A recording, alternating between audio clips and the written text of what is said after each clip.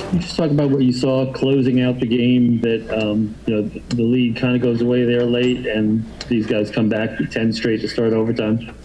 Yeah, I thought, we were disappointed. Obviously, we didn't close it the way we would have liked. I thought we labored throughout the first half, got going a little bit in the fourth quarter, and just found a way to win in the end, and that was the encouraging thing. I felt like we scored very efficiently in the first half, and we're down 2. I think we shot 60%, but we were high turnover and put them in the open floor. And that team can score points in a hurry, and they did. And so that was a big concern. I thought our defense was a little better in the second half. But I love the way everyone's sticking together and just finding a way to win in the end. A lot of resiliency when we had some guys step up with the centers getting hurt and Norville going in, giving us some good minutes.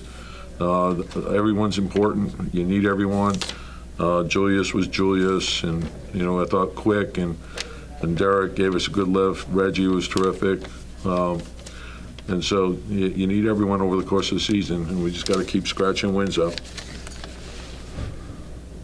Rebecca Harlow. Coach, this is a game where you lose Taj, you lose Noel for a little while, you're already without Burks, then Derek fouls out. So many guys that make big plays for you. What can you say about the toughness that you got from the guys that you did have on the floor? Yeah, and that's what I like about the guys that are not in the rotation. They're great team guys, and they put a lot of extra work in, and they're prepared when they're called upon. And that's what you need from everyone. And so there were situations where Kevin was in, situations where Frank was in, and we were searching tonight to get ourselves going. But that we have a true team, and they all play for each other. Mark Berman. Hey, Tom, how is Taj, how is Nerlens, and how physical was this battle tonight? Yeah, it was pretty intense out there, and so they'll be reevaluated tomorrow. Taj's case, a lacerated eye. I think Nerlens had a lacerated lip. So we'll see where we are tomorrow. Christian Winfield. Hey, Coach, just obviously Trae Young was a handful to deal with. When he goes down in that third quarter and doesn't come back, how does that influence what you're able to do defensively, and does what you're able to do change when he's out of the game? Well, I think, and obviously he's a great player, and he commands a lot of attention, but they also, Bogdanovich and Herter have been playing really well for them also. And then when they picked up Lou Williams, that added a whole different dimension to their team. And I thought Capella hurt us. He put a lot of pressure on the rim, and you have to be tied together. And, so as the game unfolds, you try to make adjustments that you feel can help you. And, but the big thing that I thought hurt us the most was our turnovers when we put them into the open floor. Bruce Beck.